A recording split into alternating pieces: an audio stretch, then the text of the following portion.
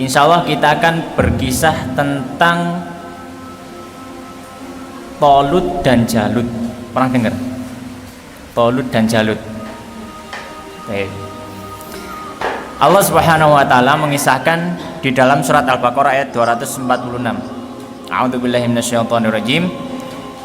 Alam tara ilal mala'i min bani Israila min ba'di Musa.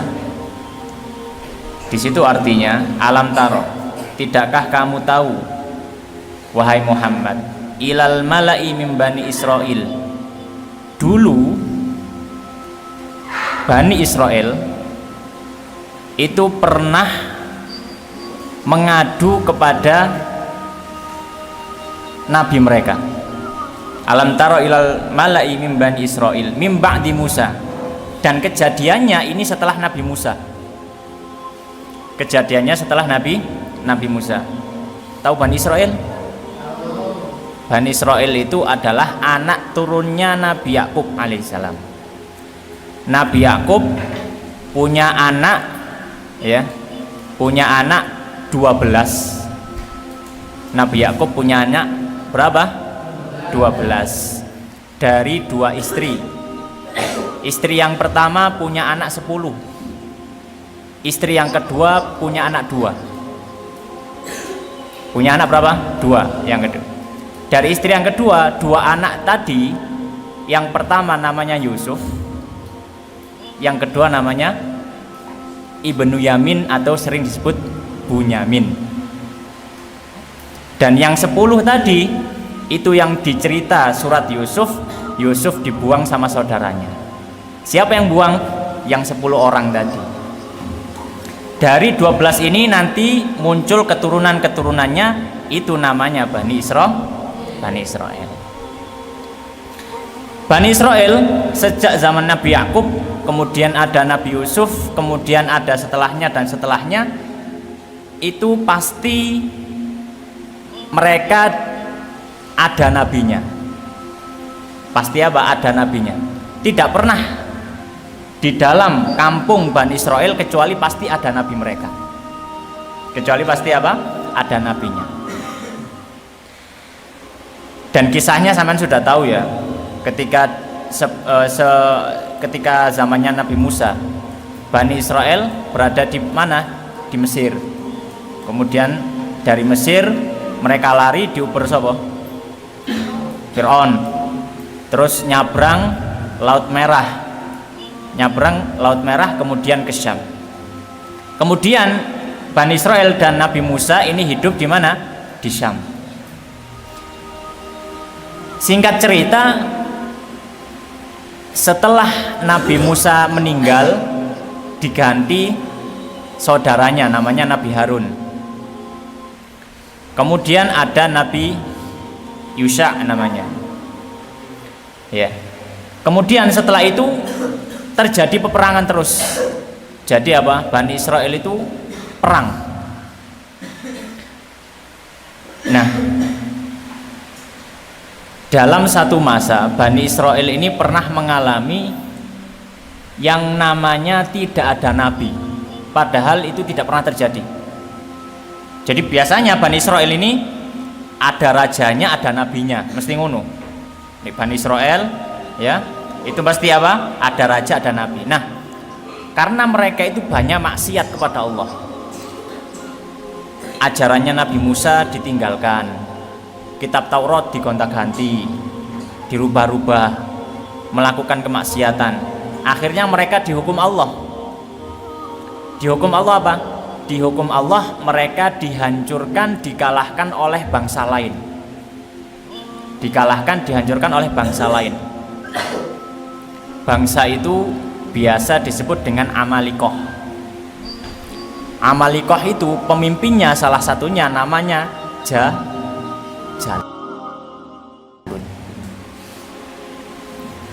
Namanya Jalut. Ketika perang, orang Bani Israel kalah, sudah kalah. Dan ketika kalah, kalau zaman dulu kalau perang kalah itu sudah, kalau ada orang yang ikut perang prajuritnya diambil oleh musuh, dijadikan budak. Anak-anak juga sama jadi budak, perempuan juga sama jadi budak. Jadi sampai banyak dari mereka yang terpisah dari anaknya. Bapake nang kampungnya Bani Israel, tapi anaknya jadi budak. Ya, diambil musuh. Ya. Kemudian juga diantaranya mereka kehilangan yang namanya tabut. Tabut itu apa? Tabut itu kotak. Kotak yang isinya adalah Taurat serta barang-barang tinggalannya Nabi Musa dan Nabi Harun. Di situ onok tongkatnya Nabi Musa, ya. Kemudian ada bajunya, ada sandalnya Nabi Musa, ada sandalnya Nabi Harun. Diwadahi kotak. Kotak ini dulu ya zaman Bani Israel, itu mereka kalau perang biasanya kotaknya taruh depan. Kotaknya taruh depan. Jadi ini musuh depan. Ini Bani Israel. Mau perang, kotaknya taruh depan. Tujuannya apa? Tujuannya adalah mereka meminta kepada Allah supaya mendapatkan kemenangan. Cek menang melawan musuh, kotaknya dilengar. Ketika kalah perang, kotaknya pun hilang. Ya, jadi anak-anak mereka diambil jadi budak, istri-istrinya juga sama, dan mereka juga jadi budak. Kemudian tabutnya hilang. Terus yang ketiga ketika itu tidak ada nabi dan tidak ada raja. Jadi karena kalah perang, wis gak duwe raja. Terus ya gak duwe nabi, nggak ada nabi. Karena kondisinya sudah kasihan sekali. Bani Israel ini merasa wis kita ini sudah kalah perang, keluarga kita ada yang diambil sama musuh, terus juga tabut tadi sudah diambil musuh, terus kita nggak ada nabi, kita nggak ada pemimpin, nggak ada raja. Gimana kita ngadepi musuh? Maka di sini diceritakan, alam taro ilal mala'i min bani Israila min ba'di Musa. Tidakkah kau melihat dulu ada orang-orang dari Bani Israel setelah zamannya Nabi Musa. If qalu li nabiyyin, mereka berkata kepada nabinya. Nabi ini di sini siapa maksudnya nabi di sini? Bukan. Nabi bukan. Ini setelah Nabi Musa. Bukan. Bukan. Nabi di sini maksudnya adalah Nabi Sam'un atau Nabi Samuel. Nabi Samuel. Silakan nanti dilihat di tafsirnya kalau yang sudah bisa lihat tafsirnya. Namanya Nabi Samuel. Karena ini sudah jauh dari Nabi Musa. Nabi Harun juga sudah jauh. Nabi Yusha bin Nun juga sudah jauh. Ada seorang nabi mereka namanya Nabi Samuel. Nah, kisahnya ketika mereka kan sudah kehilangan, nggak punya raja, nggak punya nabi. Biasanya kalau dari Bani Israel ini ada keturunan yang biasanya dari keluarga ini itu nanti muncul nabi. Kalau dari keluarga ini biasanya muncul raja. Jadi kan ada 12 bersaudara tadi ya, 12 orang. Nah, biasanya yang jadi nabi itu dari keluarganya salah satu orang ini, mesti dari mereka. Kalau jadi raja itu dari saudaranya yang satunya. Akhirnya yang dari keluarga yang biasanya jadi nabi itu dicari siapa yang masih hidup. Ternyata nggak ada yang hidup. Jadi garis keturunan yang biasanya jadi nabi itu nggak ada yang hidup, kecuali cuma satu orang wanita. Tinggal satu orang wanita dan dalam kondisi hamil, suaminya mati di peperangan. Karena tahu ini wanita ini dari apa? Dari garis keturunan yang biasanya apa? Melahirkan nabi. Maka perempuan tadi ya diberikan rumah ya, diberi tempat tinggal khusus ya. nggak boleh kemana-mana, diamankan supaya tidak lari. Bukan supaya tidak lari, supaya tidak diketahui musuh. Supaya tidak diketahui musuh. Akhirnya ibunya ini orang soleh, yang hamil tadi, ya yang hamil tadi ibunya ini orang soleh. Kemudian berdoa kepada Allah, ya Allah berikanlah saya berikanlah saya anak laki-laki, dan supaya dia menjadi nabi untuk bangsa saya. Berdoa kepada Allah, ketika lahir dikabulkan, anaknya ternyata laki-laki. Anaknya ternyata laki-laki. Dan ketika sudah cukup umur, anaknya diangkat oleh Allah menjadi nabi. Dan anaknya itu namanya Syam'un atau Syamuel kalau dalam bahasa di kitab ya. Artinya apa? Syam'un atau Syamuel itu artinya adalah yang didengarkan doanya oleh Allah. Lahirlah anak namanya Syamuel yang kemudian menjadi nabi, yang kemudian ditanyai oleh Bani Israel ini. Bani Israel sudah lelah, perang kalah terus, kita nggak punya pemimpin, nggak punya raja. Maka akhirnya ngomong ke nabi mereka, Nabi Samuel. Idh qalu nabiyyin, itu situ disebutkan. Ketika mereka ngomong kepada nabinya, nabi siapa tadi? Samuel. Idh qalu linabiyyin lahum, apa yang mereka katakan? Ib'ats lana malikan.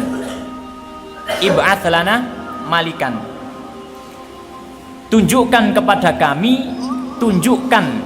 kami seseorang yang akan menjadi raja.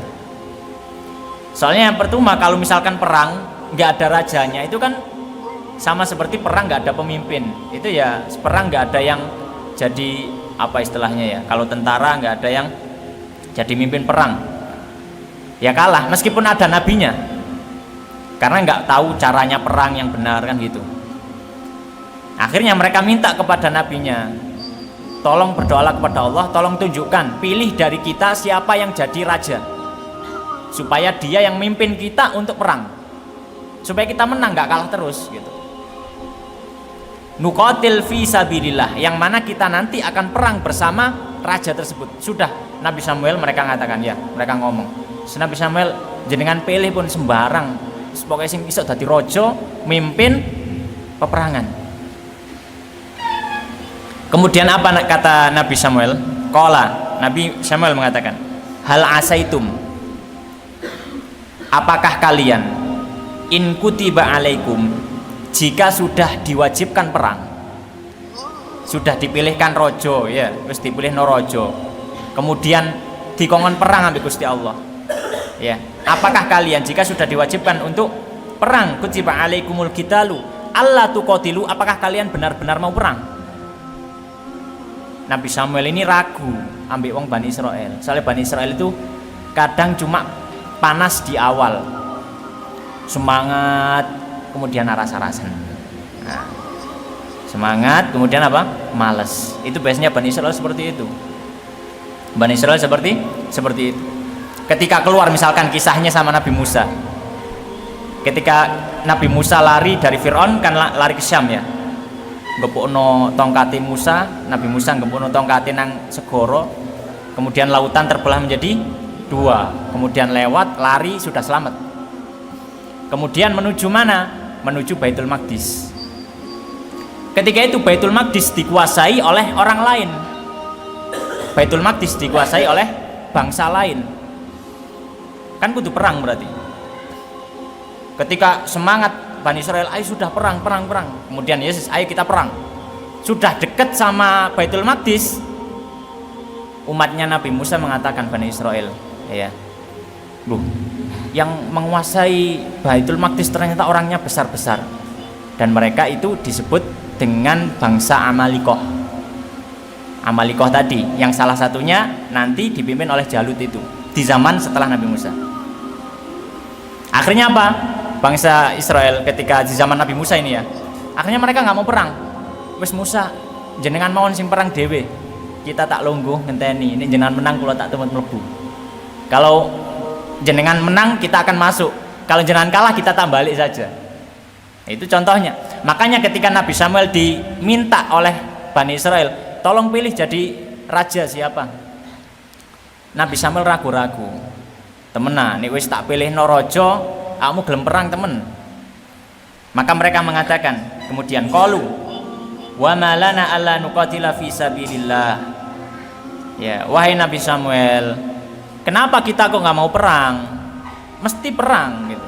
Terus pokoknya jenengan pilih rojo, pasti kita berangkat, kita perang. Waqad ukhrijna min diyarina wa abnaina. Kita ini sudah diusir dari kampung halaman. Anak-anak kita itu sudah diambil oleh musuh, dijadikan tawanan. Ya sudah, kita ini nggak punya apa-apa kecuali perang. Sudah, kita perangi mereka, nggak masalah. Kemudian apa? Falamma kutiba alaihimul qitalu tawallau illa qalilam minhum. Ketika sudah diwajibkan perang, ternyata mereka tidak berangkat perang. Nah, kan Bani Israel ternyata apa? Nah, abang-abang lambi gitu istilahnya wong Jawa. Ana sing gak teko Jawa ta iki? Ada yang dari luar Jawa? Ada yang dari luar Jawa? Ada. Coba angkat tangan. 1, 2. Dari mana? Ini yang merah ini dari mana? Dari Lampung? Itu yang kecil? Oh, Bekasi. Iya. Tak pakai bahasa Indonesia aja ya biar semuanya tahu. Ketika sudah diwajibkan perang, ternyata mereka nggak mau berangkat. Nah, kisahnya nggak mau berangkat ini nanti ada di terakhir kisahnya. Kemudian lanjut. Ketika dipilih, siapa yang dipilih oleh Nabi Samuel jadi raja? Wa qala lahum nabiyuhum, dan berkata nabi mereka kepada Bani Israel, innallaha, sesungguhnya Allah, qad ba'atsa lakum taluta malika. Ayat 247. Dan ketika nabi mereka, Nabi Samuel mengatakan,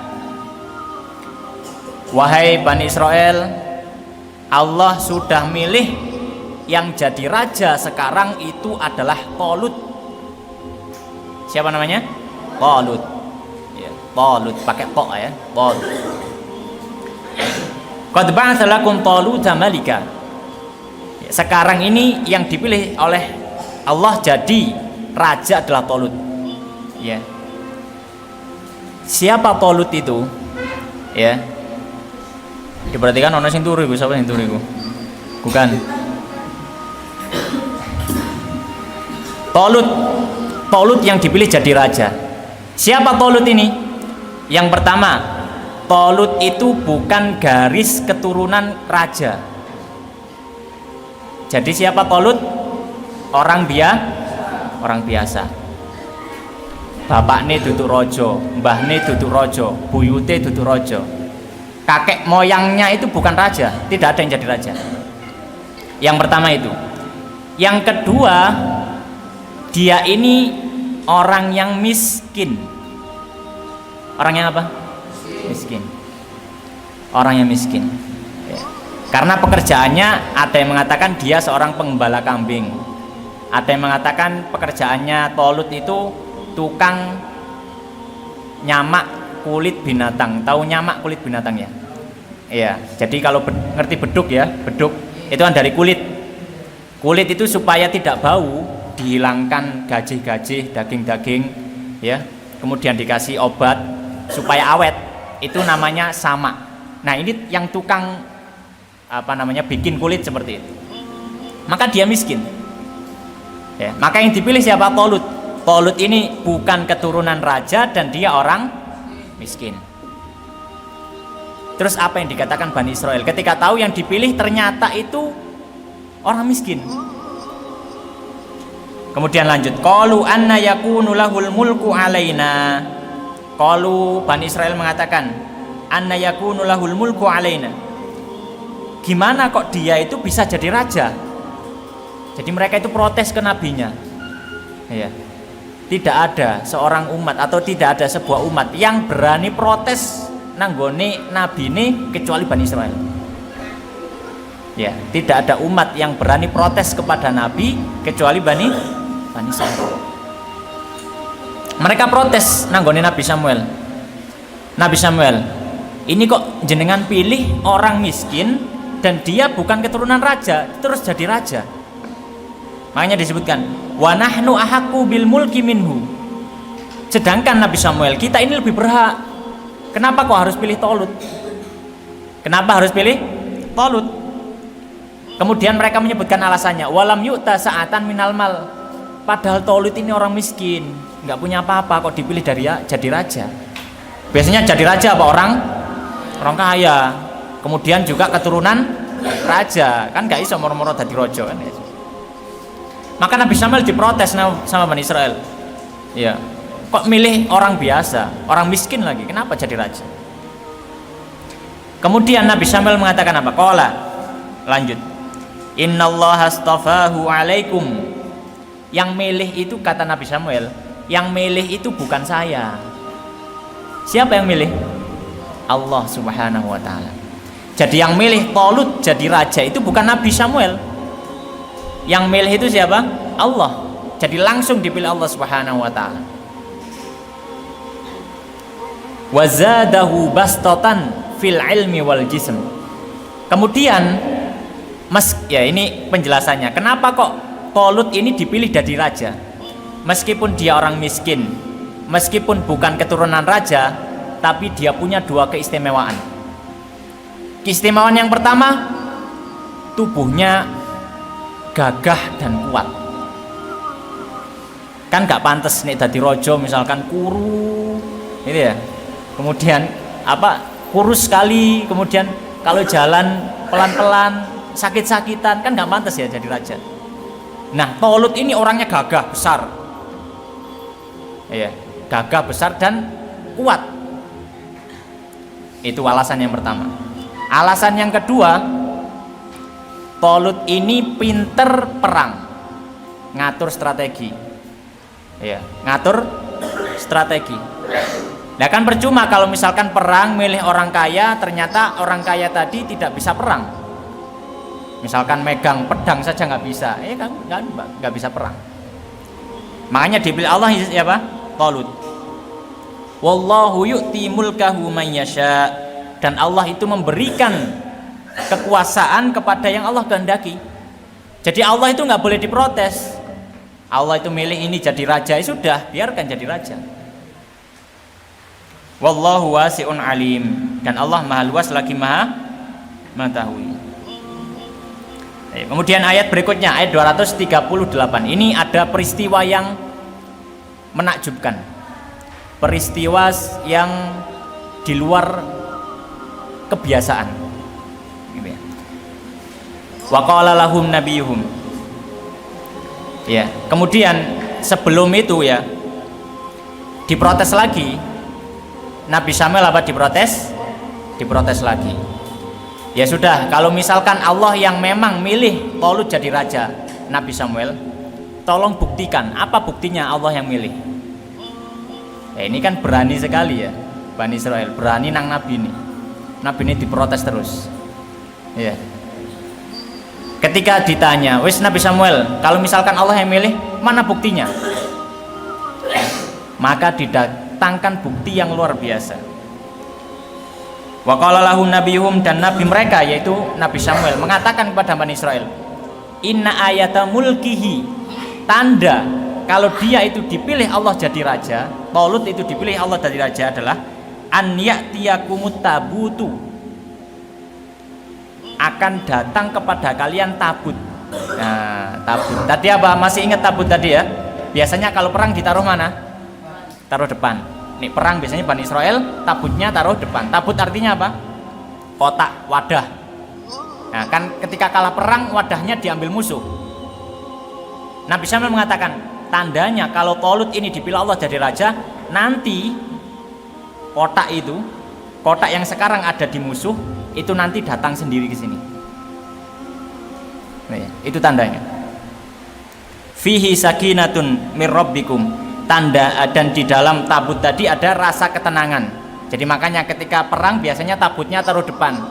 Itu biasanya akan turun ketenangan dan juga menang nanti dalam peperangan. Wa baqiyatun mimma taraka alu Musa. Dan di situ ada bekas-bekas peninggalan Nabi Musa, wa alu Harun, dan juga Nabi Harun. Tahmiluhul malaikah, yang bawa tabut itu dari tempat musuh ke tempat kita adalah malaikat. Jadi kisahnya ketika Nabi Samuel diprotes sama Bani Israel, ya sudah, mana buktinya? Disuruh semuanya ngumpul. Bani Israel yang jumlahnya ribuan, silakan ngumpul di alun-alun, kamanya gitu. Wes, ayo ngumpul di lapangan, ngumpul semua. Tolut disuruh ke depan, Tolut kamu di depan.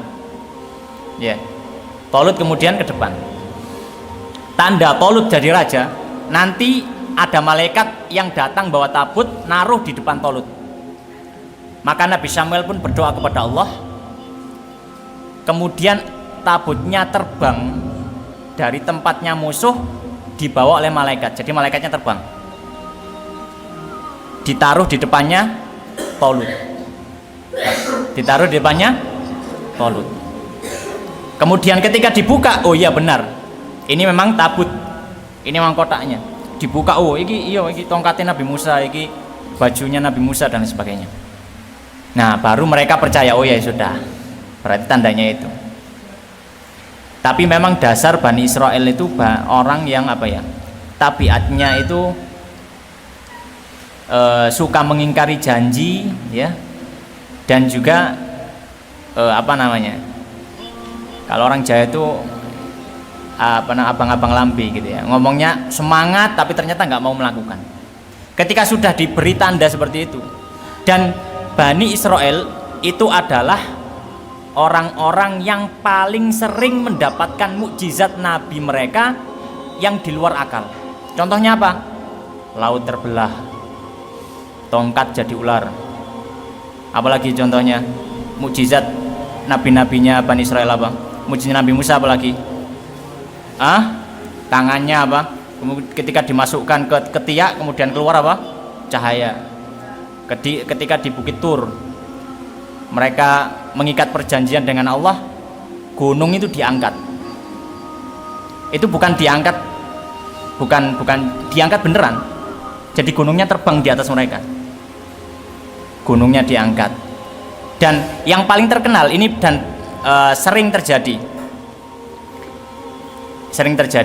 ketika perang di semua nabi, gak cuma Nabi Musa, nabi setelahnya, ketika perang dengan musuh kemudian menang, harta rampasan perang, tahu harta rampasan perang ya, ketika musuh kan lari kalah, hartanya kan kita ambil, gak boleh dimakan, gak boleh diambil, dikumpulkan, kemudian nabinya berdoa kepada Allah, nanti ada api yang turun dari langit kemudian membakar semua harta itu. Dan itu sudah biasa.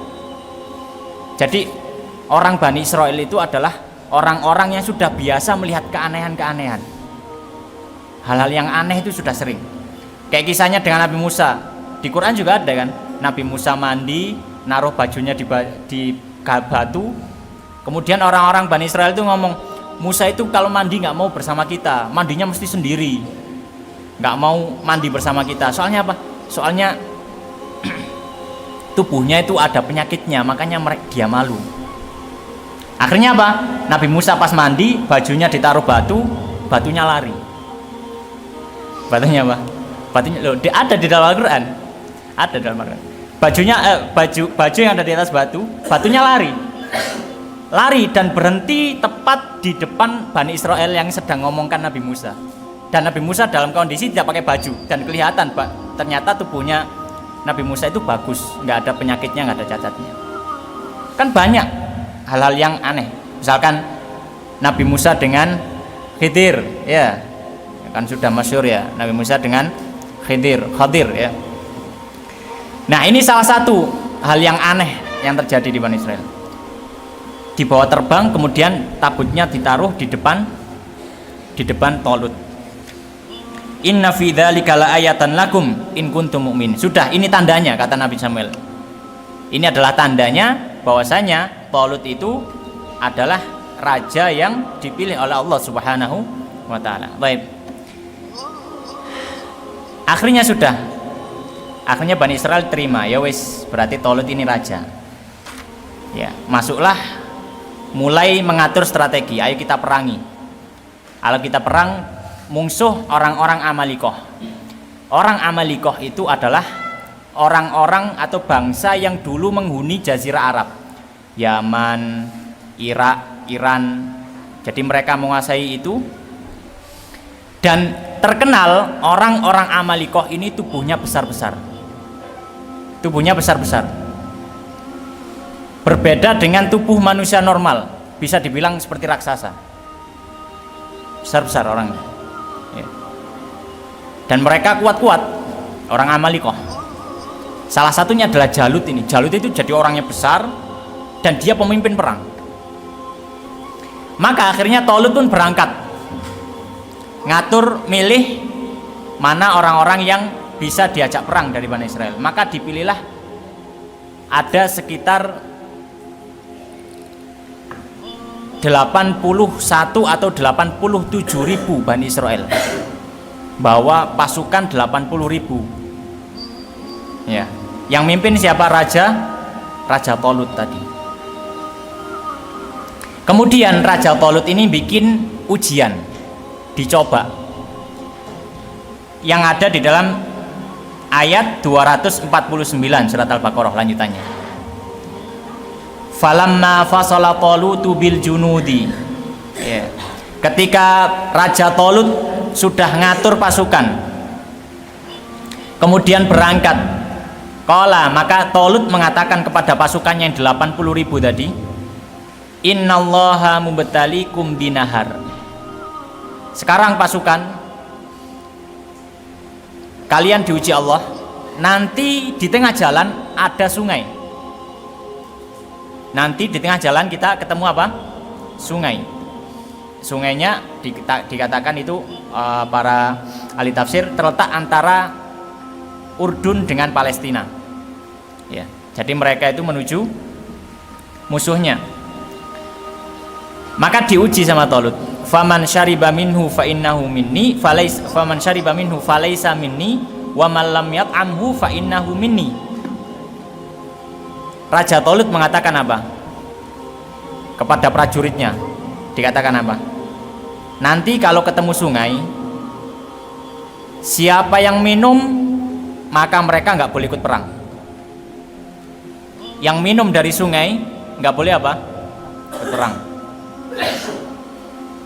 Kalau yang minum tapi cuma sekali, jadi minum cuma sekali, jadi ini kan sungai, ngambil sekali terus minum sudah, maka dia yang boleh perang. Jadi kalau dia ngambil lebih dari sekali nggak boleh ikut perang. Kalau ngambil sekali, mereka yang bisa ikut perang. Dicoba sama Talut, diuji benar-benar mau perang apa tidak. Faman lam yaqamu fa innahu minni illa man iqtarafa ghurfatan biyadi, kecuali orang yang ngambil air cuma satu cidukan, sak cawuan. Ya, satu cidukan saja, maka ini yang boleh ikut perang. Kalau minum terus nggak boleh. Maka apa yang terjadi? Pas ketemu sungai, fasyaribu minhu, ternyata pasukannya hampir semuanya minum. Hampir semuanya apa? Minum. Jadi minumnya itu minum banyak gitu. Fasyaribu minhu illa qalilan minhum, kecuali yang sedikit saja. Kecuali sedikit saja. Jadi tadi dari berapa? 81 ribu.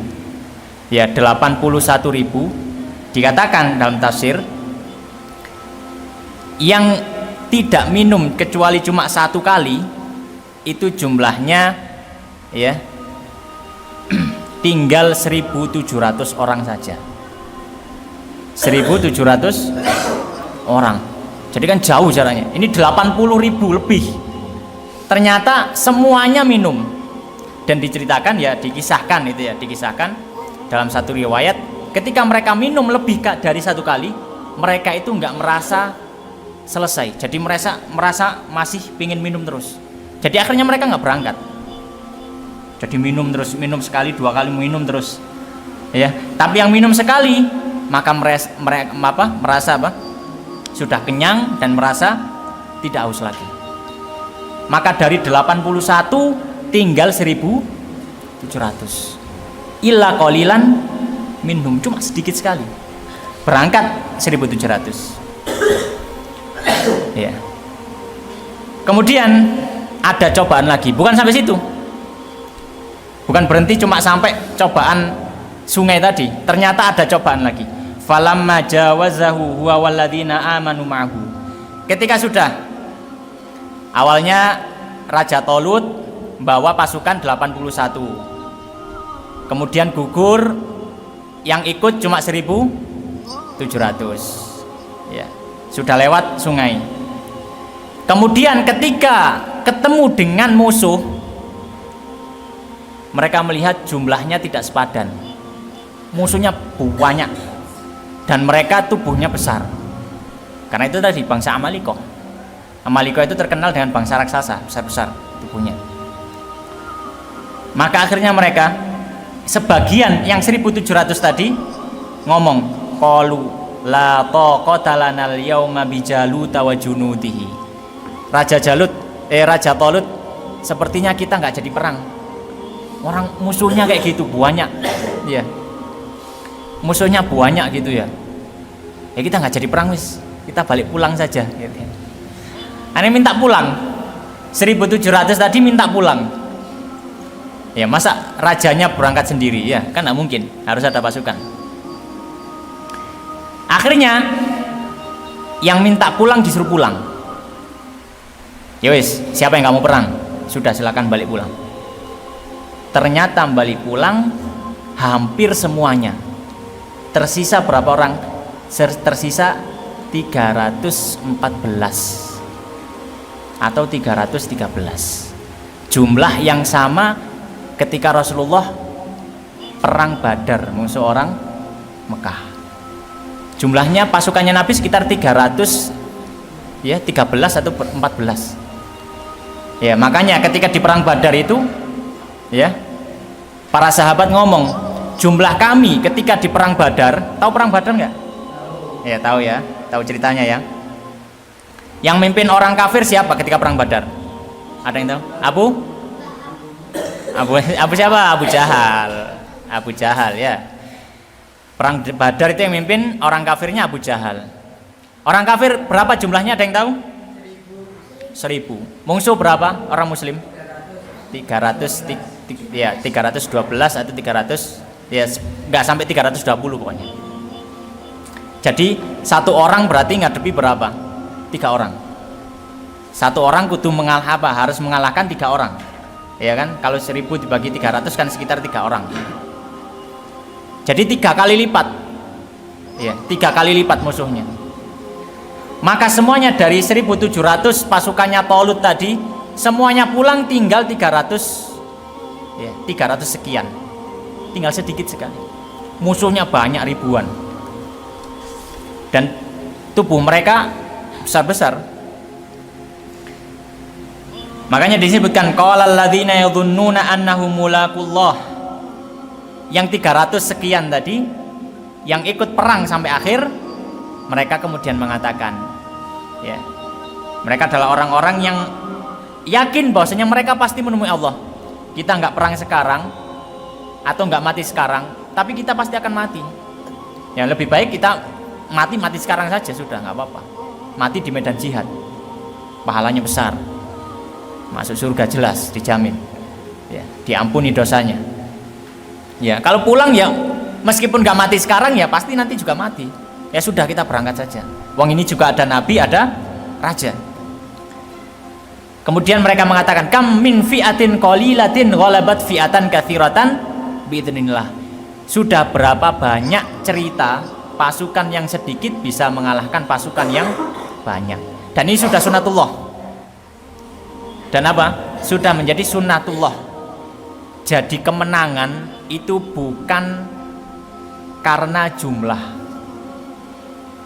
Perang-perang yang terjadi, khususnya perang kaum muslimin, ya itu bukan karena jumlah.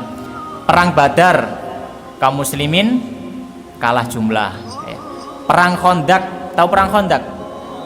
Ya perang Khandaq, orang-orang kafir dari Mekah gabungan dari orang lain 10.000 ngepung ngepung Madinah.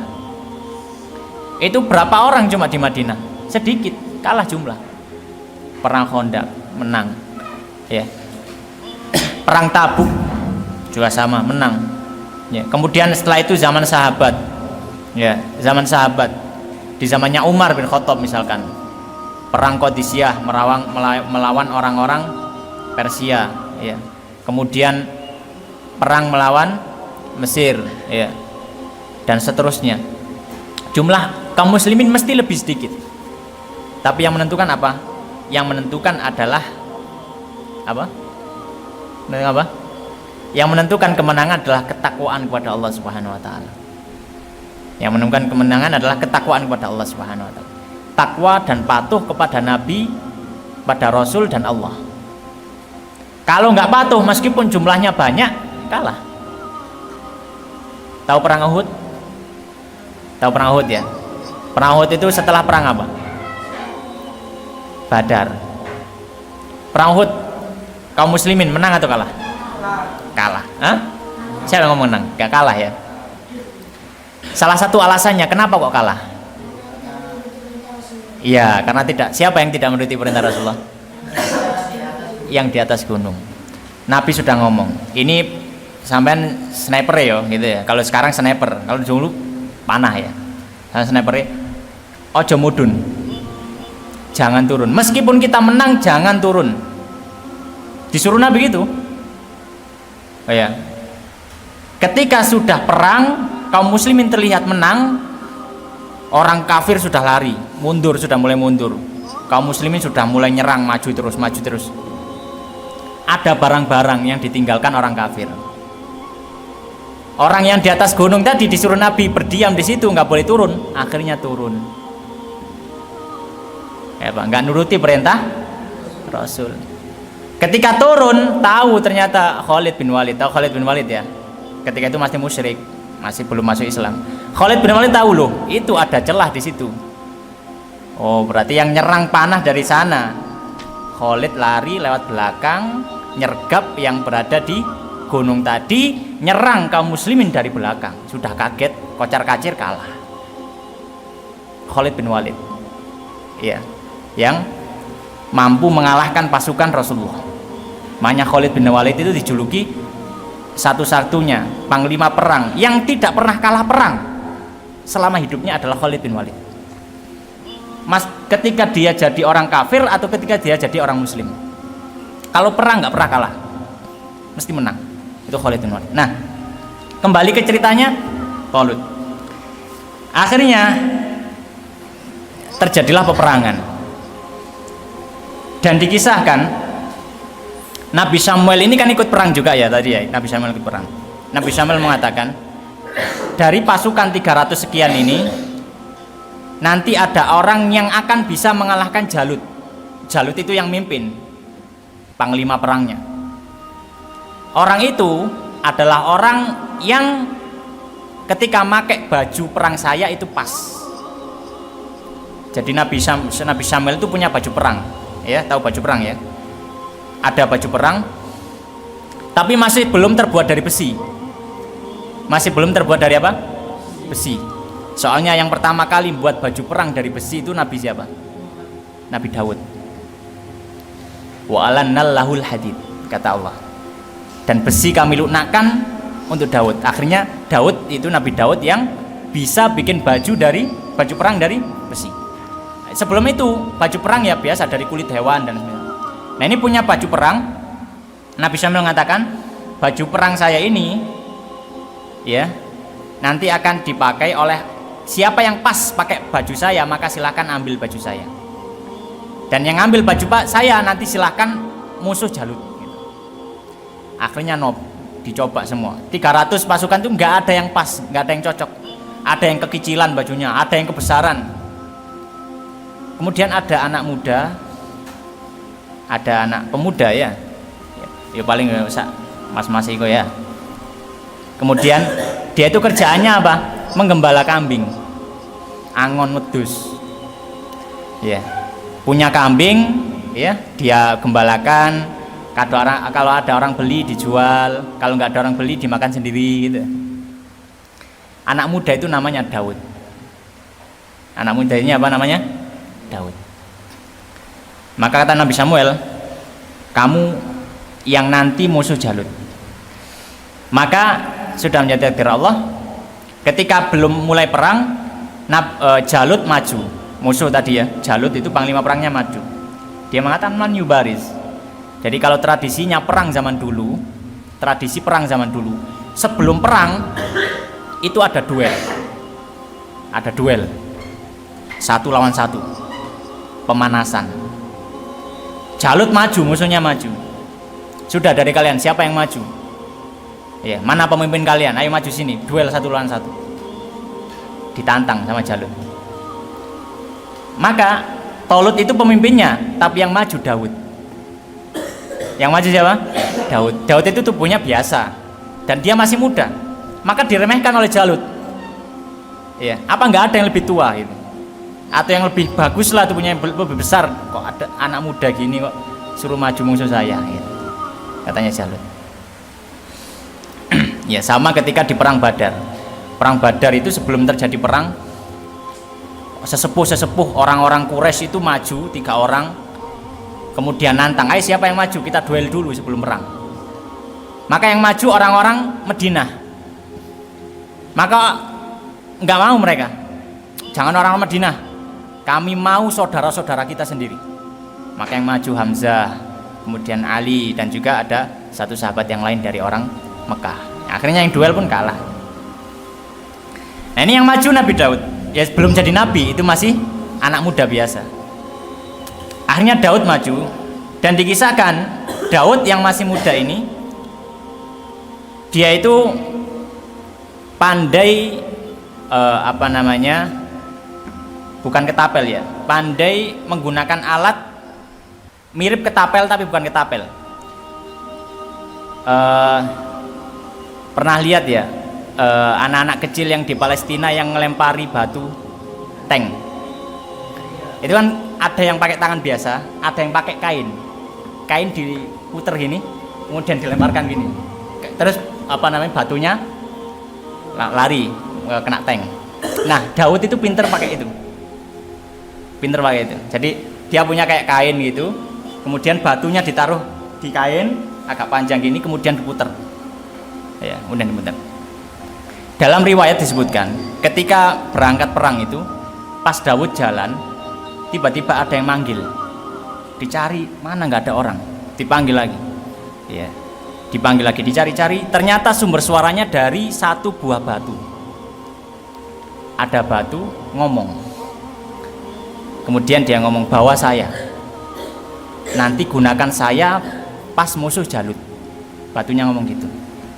Ya. Nah, ini bukan suatu hal yang aneh ya bagi orang yang bertakwa pada Allah. Nabi itu pernah dijak ngomong sama daging, pas disuguhi daging sama orang Yahudi, ya. Kemudian Nabi makan satu digigit sekali langsung dilepeh sama Nabi. Ketika ditanya, loh Nabi kok ngelepeh daging? Ya dagingnya tadi bilang ke saya ini ada racunnya Nabi, jangan dimakan. Sahabat yang lain makan, akhirnya beberapa mereka meninggal. Tapi Nabi masih ya diberikan kesehatan Allah, dan dagingnya tadi yang ngomong. Kemudian dipanggil orang Yahudi yang ngasih daging tadi. Ya, kamu ngasih racun ya? Akhirnya dia ngomong, iya saya ngasih racun. Batunya tadi ngomong ya, kembali ke Daud tadi. Batunya ngomong ke Daud, bawa saya Daud, saya nanti lemparkan saya ke Jalut, saya akan membunuhnya. Dibawa sama Daud. Ya itu kemudian akhirnya terjadi duel, ya, 1 lawan 1. Daud yang anak muda tadi belum jadi nabi, musuh Jalut, dia panglima perang, tubuhnya besar, senjatanya lengkap, ada pedang, ada tombak, ada tameng. Maka Jalut Daud dari jauh sudah muter-muter batunya, kemudian batunya dilempar, akhirnya terkena Jalut, ya ada riwayat yang mengatakan kena matanya, ada riwayat yang lain mengatakan depan kepalanya. Ala kulli hal, setelah dilempar batu akhirnya melukai Jalut dan Jalut meninggal. Kalahlah Jalut. Jadi pasukannya siapa yang mimpin? Nggak ada yang mimpin. Pasukan kalau nggak ada yang mimpin itu bingung. Nah, ini gimana ini perangnya, ini panglima perangnya sudah meninggal. Nah, akhirnya bingung, langsung diserbu sama Tolut, Raja Tolut dan juga Nabi Samuel, orang-orang Bani Israel diserbu, kalahlah pasukan Jalut tadi, meninggal. Setelah itu ya akhirnya Bani Israel pun menang, mereka mengambil lagi keluarga mereka yang ditawan oleh musuh ya. Kemudian mereka pun akhirnya tetap dibimbing oleh Raja Talut, kemudian nabinya adalah Nabi Samuel ya. Jadi sejak dulu Bani Israel itu pasti ada dua gandengannya, ada rajanya, ada nabinya. Kemudian setelah Nabi Samuel meninggal, nggak ada yang melanjutkan jadi nabi. Ketika Raja Talut meninggal, nggak ada yang melanjutkan jadi raja. Akhirnya ada Daud, kemudian dia diangkat jadi nabi plus diangkat jadi raja. Dan itu pertama kali Bani Israel punya raja dan nabi satu orang. Biasanya nabi sendiri, raja sendiri ya. Kemudian Nabi Daud pun memerintahkan ya, perang menang. Diganti anaknya Nabi Sulaiman, malah semakin berkuasa ya.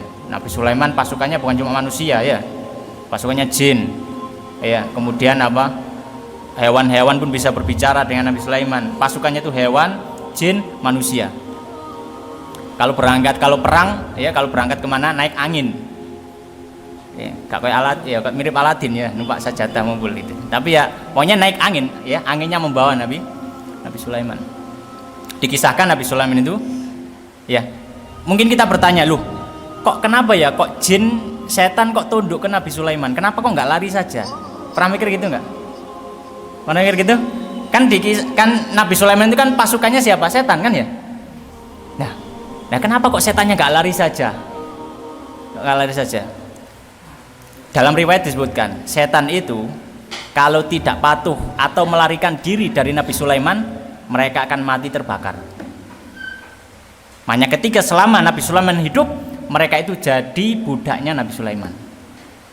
Mereka nggak berani lari dari Nabi Sulaiman. Ala kulli hal, itu tadi adalah kisahnya Tolut sama Jalut. Ya, Nabi Samuel di awal ya. Tapi kisah utamanya adalah Tolut dan Jalut.